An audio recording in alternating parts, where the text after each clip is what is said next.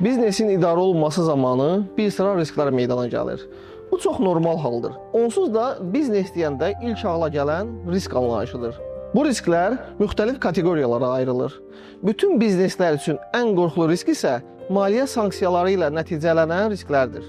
Azərbaycanda maliyyə risklərinin ən böyük daşıyıcıları isə kiçik sahibkarlıq subyektləridir. Bunun səbəbi isə dövriyyələrinin az, işlərinin sadə olduğu üçün öz münasibətliklarına laqeyd yanaşmalarıdır. Düşünürlər ki, onlara heç bir risk gözləmir. Beləliklə, natamam münasibətlıq proqramlarından istifadə edir və qeyri-peşəkar mühasib yaxud konsaltinqlərlə əməkdaşlığa başlayırlar.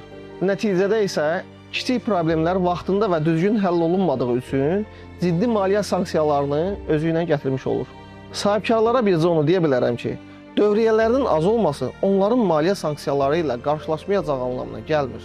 Hər nə iş görürsünüzsə görün, amma işinizi həqiqi peşəkarlara həvalə edin.